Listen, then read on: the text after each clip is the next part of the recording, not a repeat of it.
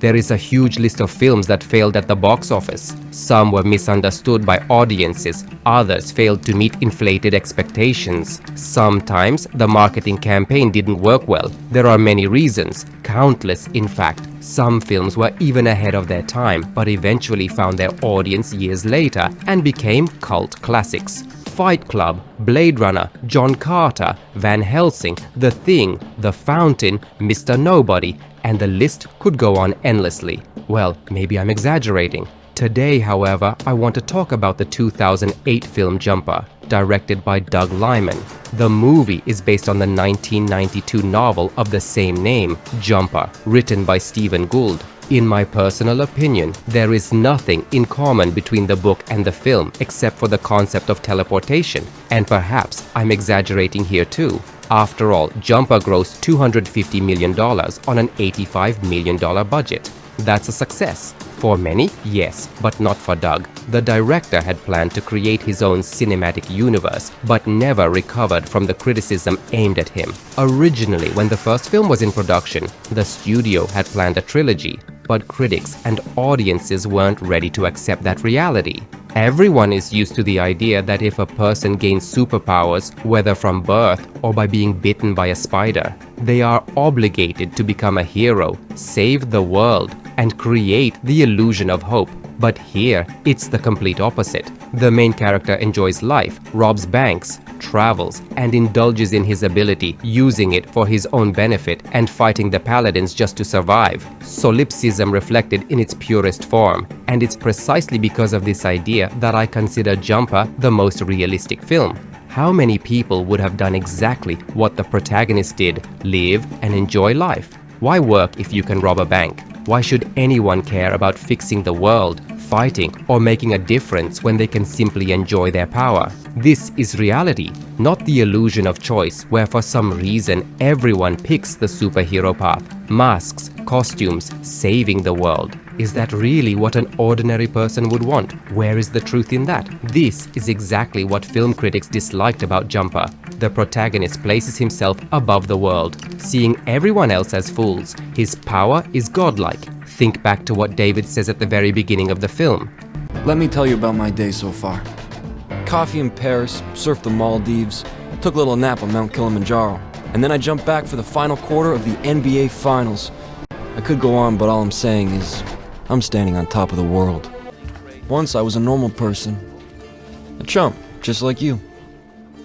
This is one of the film's problems. The second issue is that audiences never fully understood the history of the war between the paladins and the jumpers. Why don't the hunters use firearms? Why does Roland need Charlemagne's ritual dagger? And many other questions arise after watching the movie. Some of the story was meant to be revealed in future sequels, but since a sequel is unlikely to ever hit the screens, I want to fill in these gaps myself. Is it true that Jumper is connected to the butterfly effect? Do both films take place in the same cinematic universe? At the end of the video, we'll also go over all 11 minutes that were cut from the film. There's a lot of interesting stuff there too. I won't drag this out. Promise, it's going to be interesting. Let's get started.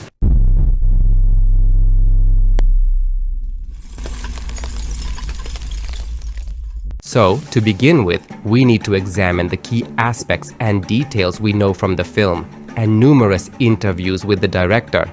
But the most important resource is the original script, where all the answers can be found. The first topic I want to discuss is the age of the jumpers. All three teleporters shown in the film are roughly the same age. David is 24, Griffin is 26, and Nakamura, who was killed by Roland, was 22 at the time of his death. This detail is important, and I'll explain why later in the video. All of them developed their teleportation ability at an early age, specifically at 5 years old. So how long you been doing this for?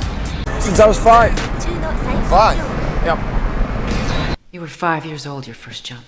For the paladins, it is crucial to kill a jumper at a young age because their power grows over time, and by the age of 30, they unlock a new ability, the power to travel through time. Director Doug Liman mentioned in interviews that in the sequel, David would learn to go back to the past, making time just another point of departure for him. The Paladins are aware of this, which is why they try to eliminate jumpers before they turn 30. If the Paladins know that jumpers will eventually gain the ability to time travel at a certain age, it means only one thing: it has already happened before. However, if we look at the script, we won't find an answer to this mystery. In fact, there's no mention at all of who leads the Holy Order of the Paladins. The only detail included is that they are partially subordinate to the Vatican. They operate as a secret religious organization spread across the world. David's mother is a magister, one of the highest-ranking positions within the order. There are only 10 magisters in total, each with their own role. Roland is the chief hunter, while David's mother, Mary, is responsible for tracking. She gathers intelligence, and for example, if a bank is robbed but the vault door was never physically opened, she is the one who sends hunters to investigate the crime scene. This is why David remained undetected for so long. Mary was secretly protecting him and covering his tracks. The film only introduces 2 magisters, but the script includes another one, Magister Astolf. He is an elderly figure in charge of technology and knowledge, having studied jumpers for a long time. It was he who, in his youth, developed the Paladin weaponry and discovered that high-voltage electricity prevents jumpers from teleporting. Kinda hard to jump with 1,000 volts of electricity passing through your brain, huh? It was Astolf who built the machine that allowed ordinary humans to pass through the spatial rift created during teleportation. While David could easily use Griffin's jump points and follow him, regular people couldn't do this without specialized technology. This aspect is well documented in Griffin's backstory. Since it didn't make it into the film, I want to take a closer look at it. Griffin and his parents originally lived in the UK until he made his first jump at the age of 5. After a series of unexplained, suspicious incidents involving the Paladins, the family realized their son was in danger. As a result, they moved every 6 months, living in secrecy. At the age of 9, while living in San Diego, California, Griffin was returning home from karate practice when he was attacked by an unknown assailant. Instinctively, he teleported away from the attacker. The next day, the Paladins stormed his home. Griffin managed to teleport to safety, but his parents were killed by Roland himself. It's worth noting that only the chief hunter had the right to perform execution rituals on jumpers. I'll explain the reason for this later in the video, but the film does confirm that Roland was the one who killed Griffin's parents. It's time to send you home to mommy. To reduce the depth of the police investigation, they planted cocaine at the crime scene. This created the impression of involvement in drug-related crimes. After surviving a Paladin attack on his house, Griffin lived for several years with Sam, the man who found him in the empty district, and his partner Consuela. Soon after Griffin revealed his abilities to them, Sam began researching teleportation online, which drew the attention of the Paladins. The hunters quickly tracked down the jumper, but this time Griffin fought against Master Astolf and teleported him along with himself. Griffin kept Astolf on a leash for a long time, interrogating him for all the information about the machine that opens portals for people, about Roland and the other masters. He learned the history of the Paladins and that they are religious fanatics whose religion forbids killing, as all religions do. Only the headhunter, Roland, is allowed to kill jumpers using a silver knife, an artifact passed down through generations to the headhunter. This knife belonged to Charlemagne, the king of the Franks. Charlemagne founded the Paladin Order in 871 AD. This is why all the Paladins do not use firearms, but instead a strange mechanism that links teleporters, so Roland can come and finish what he started. This hunter-killer is unlikely to go to heaven. He sacrifices his soul.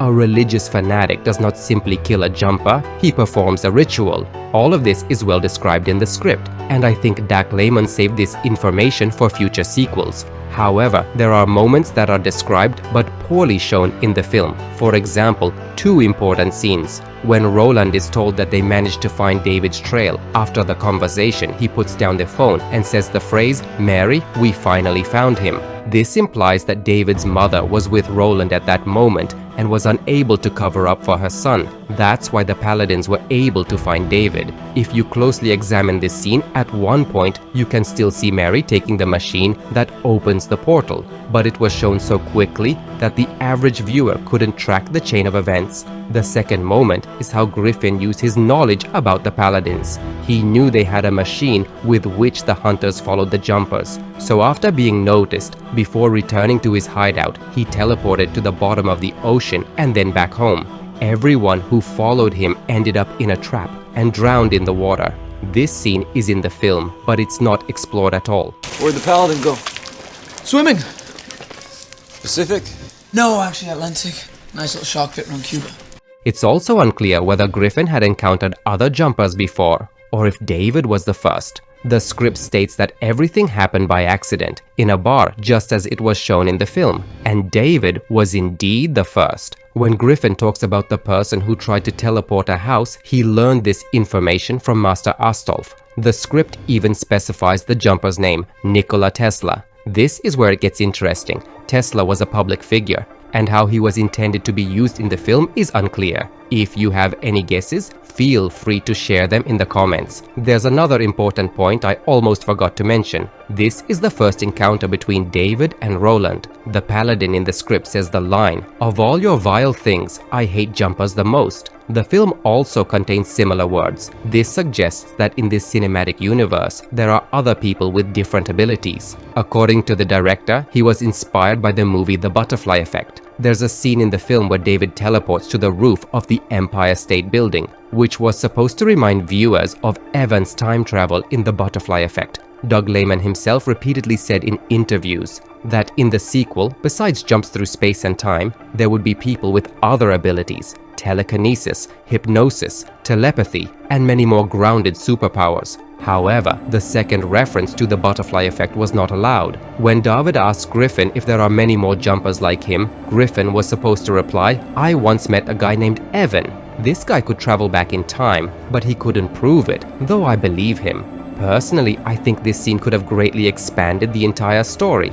Teleportation and the butterfly effect, one cinematic universe. Sounds awesome, but it never happened. And the most interesting part I saved for last. The conversation, which is in the script but missing from the film, takes place during Roland's meeting with David's father, William. When Roland finds a photo of Mary and learns that one of the Paladin Masters is David's biological mother, he puts the photo down and says, "Amazing, it used to be much simpler. They didn't even know where to jump. They would bounce from one room to another. But photos, television, the internet gave them new opportunities. You see, they became stronger, evolved, learning. Over 100 years have passed since the time when the vile ones learned to jump blindly, instinctively. And now it seems there's another one. And the worst part, he knows everything about us. This has never happened before in our history."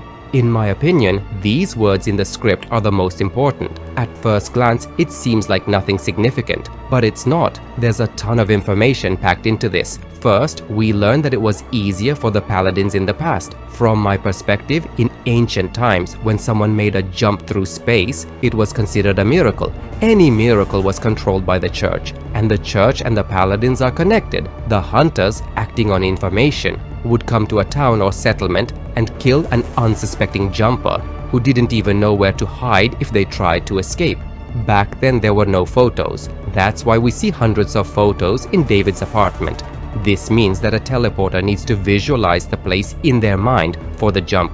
There were no travels, no internet, no television back then. People lived in one city and died in the same place. They didn't see anything beyond that, which is why Roland says they used to jump from one room to another. Second, from Roland's words, we learn about the Paladin's main weapon, surprise and secrecy. The teleporters are unaware of their existence, so they have no idea that anyone is hunting them. The weapon and the machine that helps an ordinary person pass through the rift exist only for one purpose: to kill an unsuspecting jumper. We also understand that teleporters are learning and becoming stronger, but this was well shown in the film. Recall David's early jumps. They left rifts in space. At the beginning, you can see cracks in the walls, some of which healed over time, but the destruction from teleportation still remained. After 8 years of experience, David controls the process well, and his jumps are quick and precise. But when he experiences emotional stress, like in the scene where David finds his injured father, his brain can't focus. That's why we see a massive dent on the clinic floor. I think these rapid and careless jumps leave a deeper mark, making it easier for the machine that opens the portal to track him.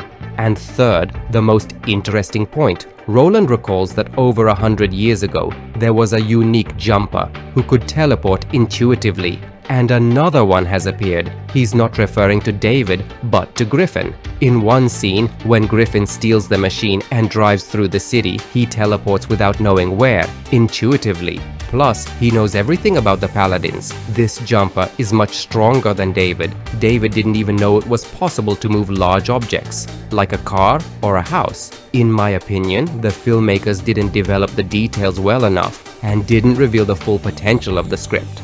If you say that the film should have been shown to a test group first before releasing it in theaters, you're absolutely right. And to your surprise, the studio actually did that. In 2007, Jumper had a test screening, and the audience liked the idea. But when it came to the Paladins, they didn't really understand who they were. So the studio sent the film for reshoots, allocated additional budget, and eventually shot the scenes that were already in the script. They mainly added Roland's backstory. For instance, the scene where the hunter kills Nakamura wasn't in the first version of the film. They also included the meeting between the Paladin and William Rice. In the original version, David's father would open the front door and see Roland standing on the doorstep. That was it. They also added a dialogue between Griffin and David, where David learns who the Paladins are, their goals, and a brief history. But even that wasn't enough. You really need to use the maximum potential, rather than saving the most important elements, the foundation of the film, the story,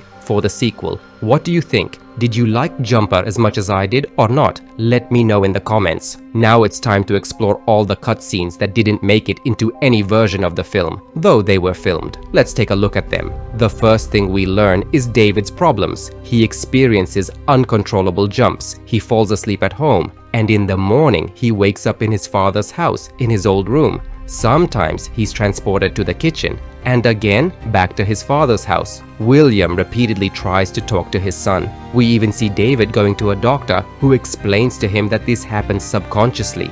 He wants to return home, talk to his father, and he feels drawn to his hometown because he's constantly thinking about it. In the next shot, we see Roland. Roland comes to the office and writes something in a book, which looks very much like a family tree. Then he picks up a photo of David's mother, Mary, as if he suspects she might have had a teleport child.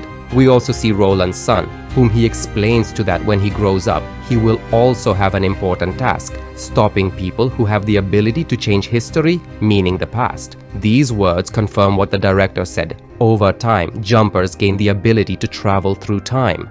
This is how history can be altered. The most interesting part comes when we answer the question of why the Paladins didn't use the portal opening machine in David's apartment. We see a lab where the strange device is being repaired. Most likely, something broke after the use and killing of Kamalu, and it was being fixed. Strangely, this isn't in the script. Perhaps this scene was shot after the test screening.